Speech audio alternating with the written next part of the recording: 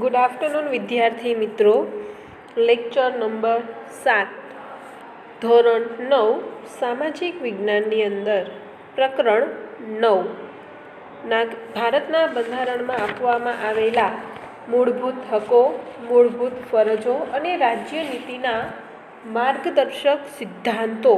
Okay મિત્રો, આ પ્રકરણની અંદર આપણે માનવ હકો કોને કહેવામાં આવ્યા છે, વૈશ્વિક માનવ હક કોને કોને પ્રાપ્ત થાય છે, એ સિવાય બંધારણ દ્વારા ભારતના નાગરિકોને કયા હકો અધિકારો આપવામાં આવ્યા છે, એટલે કે 6 હકો: સમાનતા, સ્વતંત્રતા, ધાર્મિક સ્વતંત્રતા, સાંસ્કૃતિક અને શૈક્ષણિક સ્વતંત્રતા, બંધારણીય ઇલાજોનો હક. એ સિવાય મૂળભૂત ફરજો, કે આપણા દેશે આપણને ઘણા બધા હક અને અધિકારો આપેલા છે, તો આ દેશ પ્રત્યે આપણી કેટલીક ફરજો પણ છે. ત્યાં સુધીનો આપણે અગાઉના વિડીયો લેક્ચરમાં અભ્યાસ કરી ચૂક્યા છીએ. ઓકે, આજે આપણે રાજ્ય નીતિના માર્ગદર્શક સિદ્ધાંતો વિશે પરિચય મેળવીશું. ઓકે, દરેક રાજ્યો ભારતના બંધારણ સાથે સંલગ્ન છે, બંધાયેલા છે, જોડાયેલા છે. કોઈ પણ રાજ્ય પોતાની રીતે સ્વતંત્ર હોતું નથી. દરેક રાજ્યોએ બંધારણમાં આપેલા નીતિ નિયમો કે કાયદાઓનું પાલન કરીને જ પોતાનું રાજ્ય ચલાવવાનું હોય છે. એટલે કે રાજ્ય નીતિના માર્ગદર્શક સિદ્ધાંતો શું કે છે રાજ્યો અને દેશને ચલાવવા માટેના, ચાલો તેનો પરિચય આજે આપણે આ વિડીયો લેક્ચરમાં મેળવીશું. ઓકે, રાજ્ય નીતિના માર્ગદર્શક સિદ્ધાંતો. રાજ્ય નીતિના માર્ગદર્શક સિદ્ધાંતોનો સમાવેશ બંધારણના 4થા ભાગમાં કરવામાં આવ્યો છે. મિત્રો અંડરલાઈન કરજો. ઓકે, બંધારણના 4થા ભાગમાં આ માર્ગદર્શક સિદ્ધાંતોનો ઉદ્દેશ્ય વર્તમાન અને ભાવિ કેન્દ્ર અને રાજ્ય સરકારોને જુદા જુદા નીતિ વિષયક ક્ષેત્રોમાં કઈ કઈ નીતિઓ ઘડવી તે સંબંધે માર્ગદર્શન આપવાનો છે. એટલે કે રાજ્યો ચલાવવા માટે કેન્દ્ર સરકારે અને રાજ્ય સરકારે કયા નીતિ નિયમો બનાવવા તેના માટેનું માર્ગદર્શન, ગાઈડ, તો કે ભાઈ આ રાજ્ય નીતિના માર્ગદર્શક સિદ્ધાંતો પૂરા પાડે છે. એટલે જેમ આપણે અગાઉ વાત કરીએ કે કોઈ પણ રાજ્ય કે પછી કેન્દ્ર સરકાર પોતાની રીતે સ્વતંત્ર નથી. પોતાની મનમાનીથી, પોતાના ઘરના રૂલ્સ રેગ્યુલેશનથી એ આ દેશને ચલાવી શકે નહીં, પરંતુ બંધારણ દ્વારા એને જે સૂચિ દર્શાવવામાં આવેલી છે, જે કાયદાઓ દર્શાવવામાં આવ્યા છે, તે નિયમો અને કાયદાઓની અંદર રહીને જ તેને રાજ્યો અને કેન્દ્ર સરકારે દેશનું સંચાલન કરવાનું થાય છે. ઓકે, ચાલો ફરીથી આપણે જોઈએ મિત્રો. આ માર્ગદર્શક સિદ્ધાંતોનો ઉદ્દેશ્ય વર્તમાન અને ભાવિ, અત્યારની અને ભવિષ્યની કેન્દ્ર અને રાજ્ય સરકાર, રાજ્યો એટલે કે જે તે રાજ્યોમાં આવેલી સરકાર, અને કેન્દ્ર એટલે કે દેશની સરકાર એટલે કે દિલ્હીની સરકાર, સરકારોને જુદા જુદા નીતિ વિષયક ક્ષેત્રોમાં કઈ કઈ નીતિઓ ઘડવી એ સંબંધે માર્ગદર્શન આપવાનો છે. આ સિદ્ધાંતો માર્ગદર્શક છે. અંડરલાઈન કરજો મિત્રો કે માર્ગદર્શક એટલે શું, તો કે ભાઈ માર્ગ બતાવનાર, રસ્તો બતાવનાર. ઓકે, કે તમારે શું કરવાનું થાય છે અને શું કરવાનું થતું નથી એનું યોગ્ય માર્ગદર્શન આપનાર એટલે કે રાજ્ય નીતિના માર્ગદર્શક સિદ્ધાંતો. એનો અમલ કરવા રાજ્ય સરકારો બંધાયેલી નથી, પરંતુ નીતિ ઘડતરમાં આ સિદ્ધાંતોનો કેન્દ્રમાં રાખીને નીતિઓ ઘડવાની અને તેનો અમલ કરવાની રાજ્યોની નૈતિક ફરજ છે. કે ભાઈ કોઈ પણ રાજ્ય બંધારણની ઉપરવટ જઈ શકે નહીં. બંધારણમાં દર્શાવેલા કાયદાઓ સાથે સુલગ્ન કાયદાઓ બનાવીને પોતાના રાજ્યનું સંચાલન કરી શકશે. અમલ કરવાની તેની નૈતિક સ્વૈચ્છિક ફરજ છે.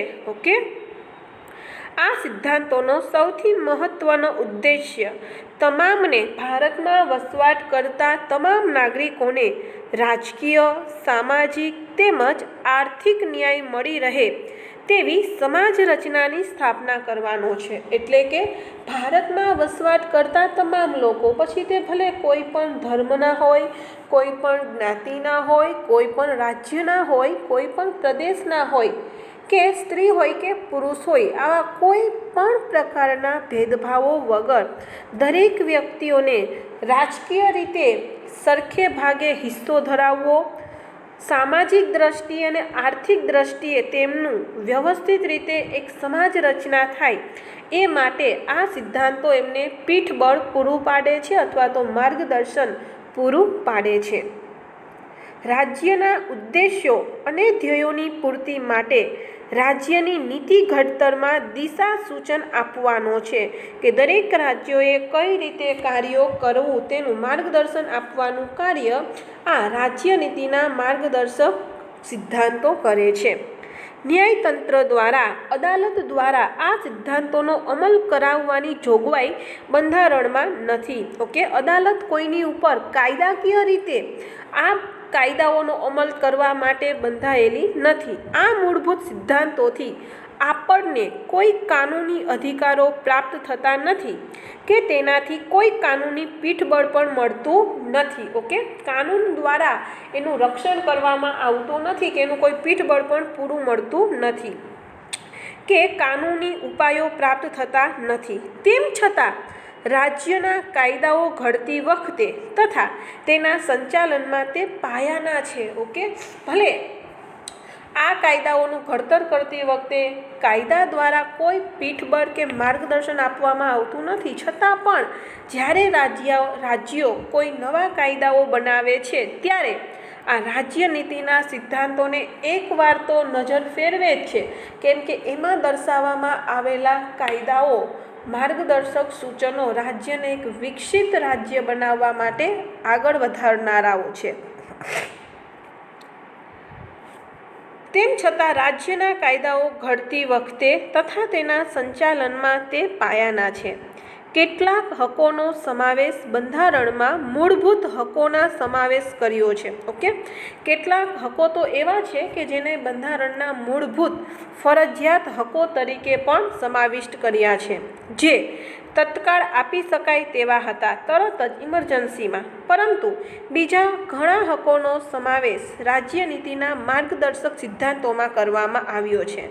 ઓકે, એ સિવાયના પણ બીજા ઘણા હકો છે કે જેને મૂળભૂત હક તરીકે સ્થાપિત ન કરતા રાજ્ય નીતિના માર્ગદર્શક સિદ્ધાંતોમાં ચોક્કસ સમાવિષ્ટ કર્યો છે। જેમ કે રાજ્ય વ્યવસ્થા સદ્ધર અને મજબૂત બનતી જાય તેમ તેમ ભવિષ્યમાં આ હકો આપતા જવાનો વિચાર બંધારણ સભાનો હતો। ઓકે, જો કોઈ રાજ્ય અત્યારે નબળું છે, અલ્પ વિકસિત છે, એ રાજ્ય જ્યારે વ્યવસ્થિત રીતે વિકાસ પામે ત્યારે આમાંના જે કાયદાઓ છે એ રાજ્યોને લાગુ પાડવા, એ સિદ્ધાંત ઉપર આ સિદ્ધાંતો કાર્યો કરતા હતા। ડૉક્ટર બાબા સાહેબ આંબેડકરે તેનું મહત્ત્વ દર્શાવતા તેને દેશના શાસનના તેઓ પાયારૂપ સિદ્ધાંતો છે તેમ જણાવ્યું છે। મિત્રો, અંડરલાઈન કરજો કે ભાઈ આ સિદ્ધાંતોનું મહત્ત્વ દર્શાવતા ડૉક્ટર બાબા સાહેબ આંબેડકર જણાવે છે કે તે દેશના શાસનમાં દેશને ચલાવવા માટે તેઓ પાયારૂપ મહત્ત્વના સિદ્ધાંતો છે।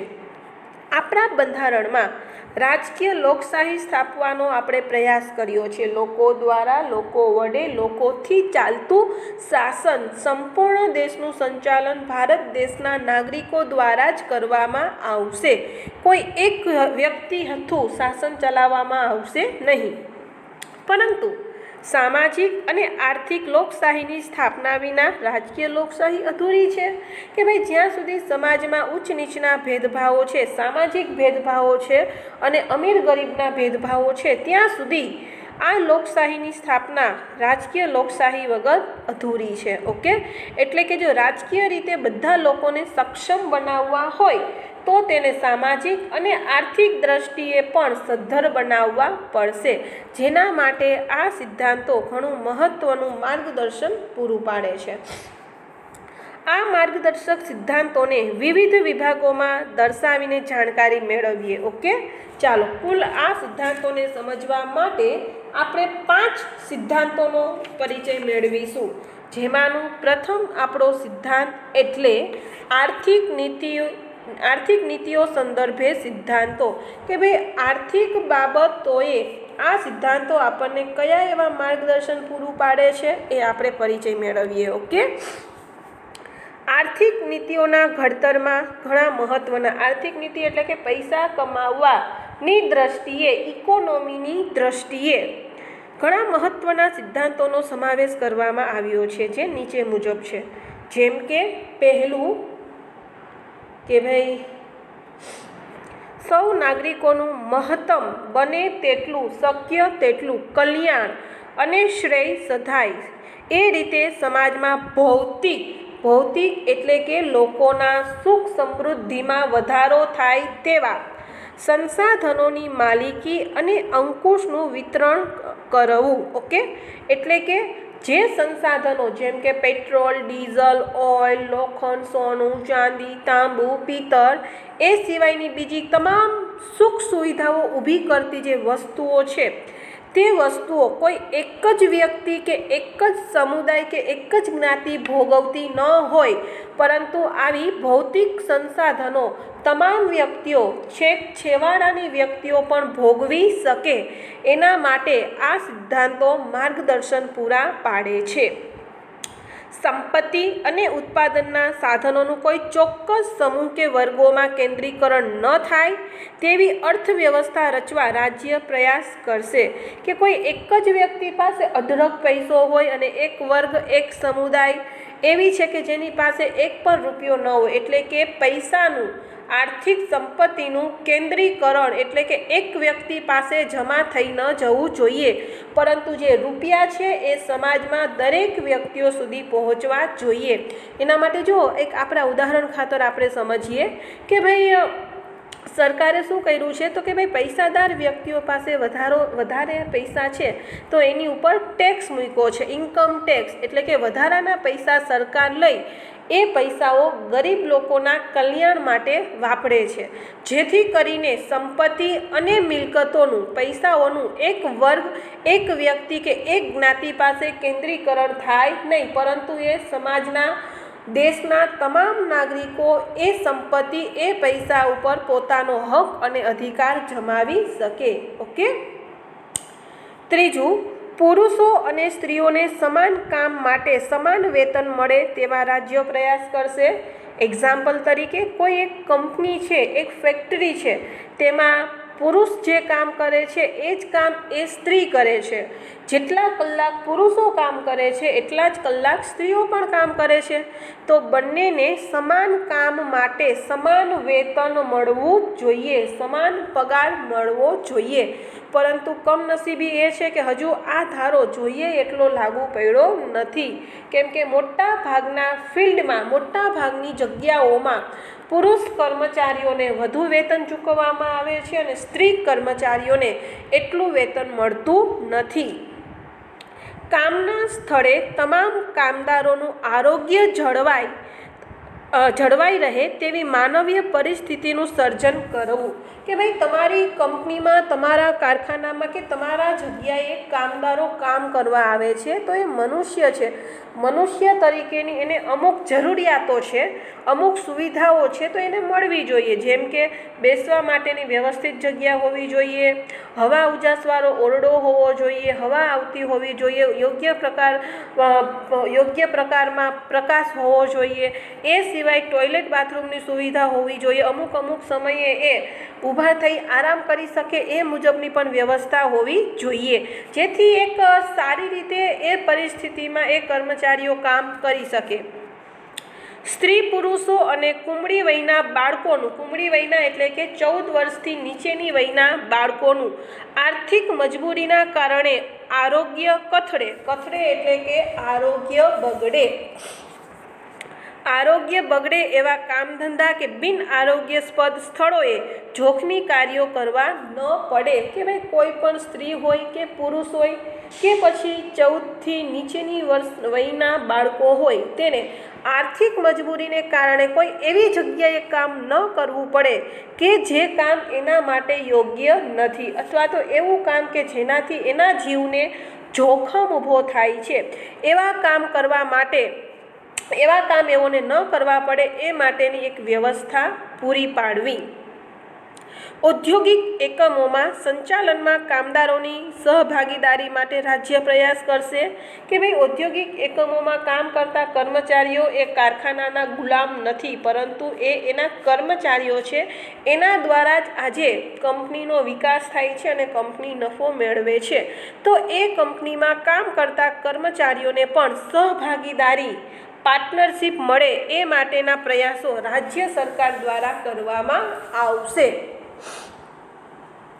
ચાલો તેના પછીનું, બાળકોને આર્થિક લાચારીના કારણે તેમનું કોઈ પણ પ્રકારે શોષણ ન થાય તથા તે સ્વસ્થ અને સ્વતંત્ર રીતે ગૌરવપૂર્વક સ્થિતિમાં તંદુરસ્ત વિકાસ સાધે તે માટે જરૂરી તકો અને સવલતો ઊભી કરવા માટે રાજ્ય ખાસ પગલાં ભરશે કે ભાઈ કોઈ પણ બાળક કે ગરીબ કુટુંબમાં જન્મ્યો છે તો આ પરિસ્થિતિમાં એ શિક્ષણ નહીં મેળવી શકે, સારો ખોરાક નહીં મેળવી શકે, બીમાર થશે તો એને સારી દાક્તરી સારવાર પણ નહીં મળે। આવી પરિસ્થિતિ ક્યારેય ઉદ્ભવવી ન જોઈએ, કારણ કે આવા બાળકોનું જરૂરિયાતો પૂરી કરવાની જવાબદારી કેન્દ્રએ રાજ્ય સરકારોને આપેલી છે કે ભાઈ તમારા રાજ્યોમાં કોઈ પણ બાળકોને આર્થિક લાચારી, પૈસા ન હોવાના કારણે એમનું શોષણ ન થાય, એમની તમામ જરૂરિયાતો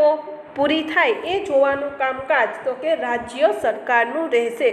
તેઓ પણ એક સારી ગૌરવસ્પદ સ્થિતિમાં તંદુરસ્ત, નિરોગી, આરોગ્યમય વિકાસ કરે તે માટે જરૂરી તકો એટલે કે એને પણ ભણવાનો હક છે, એને પણ અભ્યાસ કરવા માટેની તક મળવી જોઈએ, રમતગમતમાં પોતાનું કૌશલ્ય દર્શાવવાની તક મળવી જોઈએ અથવા તો પોતાનામાં જે સ્કિલ છે એને વિકસાવવા માટેની તક મળવી જોઈએ, જેથી તે પોતાનો વિકાસ, પોતાનું ડેવલપમેન્ટ પોતાની રીતે કરી શકે, એક સારું જીવન ભવિષ્યમાં જીવી શકે એ માટેની તકોનું સર્જન રાજ્ય સરકારોએ કરવું પડશે। સ્ત્રીઓને પ્રસૂતિ સમયે, પ્રસૂતિ એટલે કે બાળકને જન્મ દેવાનો સમયગાળો, બાળકને જન્મ દેવાની પ્રક્રિયા, સ્ત્રીઓને પ્રસૂતિ સમયે જરૂરી રજાઓ તથા રાહત પૂરી પાડવામાં આવે કે ભાઈ તમારા રાજ્યોમાં જે સગર્ભા સ્ત્રીઓ છે, પ્રેગ્નેન્ટ સ્ત્રીઓ છે, જે નોકરી કરે છે, ધંધો કરે છે કે કામકાજ કરે છે, તો એવી સ્ત્રીઓને અમુક ચોક્કસ સમય માટે એટલે કે બાળકને જ્યારે જન્મ આપે છે તો થોડાક સમય માટે એને સવેતન પગાર સાથે રજા આપવી જોઈએ, જેથી તે પોતાનું અને પોતાના બાળકનું સ્વાસ્થ્ય સારું કરી શકે। કામદાર રાજ્ય વીમાધારો, દરેક કામદારને કામ જે કરે છે તો તેને વીમા કવચ પૂરું પાડવું। કામદાર રાજ્ય વીમાધારો, બોનસ ધારો કે ભાઈ વર્ષને અંતે કર્મચારીઓને પગાર ઉપરાંત વધારાનું પગાર એટલે કે બોનસ સ્વરૂપે આપવો। પ્રસૂતિ રજાઓનો ધારો, પ્રસૂતિ માટે બાળકને જન્મ દેવાના સમયગાળા દરમિયાન એને અમુક ચોક્કસ રજાઓ આપવી। ગ્રેચ્યુટી ધારો વગેરે કાયદાઓ માનવીય ધોરણે મળે તેવા ઉદ્દેશ્યથી ઘડવામાં આવ્યો છે, એટલે કે દરેક વ્યક્તિને એક કામ કરે છે તો એના બદલામાં એને વીમા કવચ પૂરું પાડવાની જવાબદારી પણ જે તે રાજ્યો ઉપાડશે। કૃષિ અને પશુપાલનનો આધુનિક અને વૈજ્ઞાનિક ધોરણે વિકાસ થાય તેવી વ્યવસ્થા કરવાનો પ્રયત્ન રાજ્ય કરશે કે ભાઈ આ ભારત એક કૃષિ પ્રધાન દેશ છે, મુખ્ય વ્યવસાય ખેતી છે, ભારતની 60% વસ્તી ખેતી ઉપર આધારિત છે, તો આ ખેતી પ્રધાન દેશમાં ખેતીનો વિકાસ સારો એવો થાય, ખેતીની સાથે સાથે પશુપાલન માટે આધુનિક પદ્ધતિઓ કે ટેકનોલોજી છે વૈજ્ઞાનિક ધોરણે વિકસાવો અને એ વિકસાવીને ખેડૂતો અને પશુપાલકો સુધી પહોંચાડવાની જવાબદારી પણ તો કે ભાઈ રાજ્ય સરકાર પ્રયત્ન કરશે ને એના માટે જો અત્યારે સરકાર પ્રયત્નશીલ છે જેમ કે તો કે કોઈ પણ ખેડૂતને બિયારણ ખરીદવા માટે સહાય પૂરી પાડે છે, ખેતી કરવા માટે કોઈ યંત્રો, કોઈ સાધન સામગ્રી ખરીદવા માટે સહાય પૂરી પાડે છે, કૂવા કરવા માટે સહાય પૂરી પાડે છે, અથવા તો ખેતી માટે વીમા કવચ પૂરું પાડે છે. એવી જ રીતે પશુપાલકોને પણ પશુ ખરીદવા માટે અથવા તો એમાં પશુઓને થતા રોગચાળાના ફેલાવાને અટકાવવા માટે દાક્તરી સારવાર જેવી વૈજ્ઞાનિક પદ્ધતિઓ પૂરી પાડીને ખેતી અને પશુપાલકોનો વિકાસ થાય એ માટેના પ્રયત્નો રાજ્ય સરકાર કરી રહી છે. ગાયો, વાછરડાઓ, અન્ય દુધાળા પ્રાણીઓ, દૂધ આપતા પ્રાણીઓ, ભારવાહક ઢોરોની વજન ઉપાડનાર ઢોર જેમ કે ગધેડા છે, ઊંટ છે, હાથી છે, બળદ છે, ઓકે, આ બધા જે પ્રાણીઓ છે એ ભારવાહક તરીકે વજન ઉપાડનારા પ્રાણીઓ તરીકે ઓલાદોની જાળવણી માટે કે ભાઈ ભારવાહક ઢોરોની ઓલાદોની જાળવણી માટે, ઓલાદ એટલે કે બચ્ચાઓ, તથા બળદ, ગધેડા, ગાયોની કતલ અટકાવવા પ્રયાસ કરશે કે ભાઈ આવા પ્રાણીઓની કત્લ ન થાય, એમને મારી નાખવામાં ન આવે, એને બચાવવાની જવાબદારી પણ રાજ્ય સરકાર દ્વારા કરવામાં આવશે. ચાલો આપણો છેલ્લો મુદ્દો, રાજ્યમાં સૌને ન્યાયની સમાન તક મળે, ભલે એ કોઈ પણ ધર્મનો હોય, કોઈ પણ જ્ઞાતિનો હોય કે કોઈ પણ પ્રદેશનો હોય, પરંતુ અદાલત સમક્ષ, રાજ્ય સમક્ષ તમામ નાગરિક એક સમાન છે, તમામ નાગરિકોને ન્યાય મેળવવાનો અધિકાર છે. આર્થિક કે અસમાનતાઓના કારણે કોઈ પણ જરૂરિયાતમંદ નાગરિકને ન્યાય મેળવવા માટેની તકોનો ઇનકાર કરવામાં નહીં આવે કે કોઈ વ્યક્તિ આર્થિક રીતે નબળો છે અથવા તો ગરીબ છે,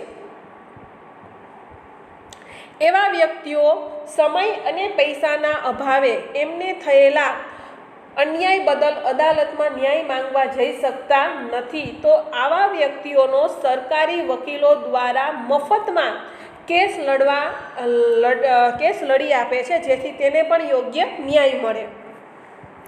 જરૂરિયાતમંદ નાગરિકને ન્યાય મેળવવા માટેની તકોનો ઇનકાર કરવામાં નહીં આવે તથા તેઓને મફત કાનૂની સહાય મળી રહે તેવો રાજ્ય પ્રબંધ કરે અને કાયદાઓ ઘડે, એટલે કે ગરીબ લોકો પણ અદાલતનો આશરો લે, અદાલતમાં જઈને ન્યાય માંગે અને એના માટે એને જે કેસ લડવા પડે છે એ સરકારી વકીલો દ્વારા લડવામાં આવે. એ તમામ પ્રકારની સહાય, તમામ પ્રકારની સુવિધાઓ રાજ્ય સરકાર પૂરી પાડશે.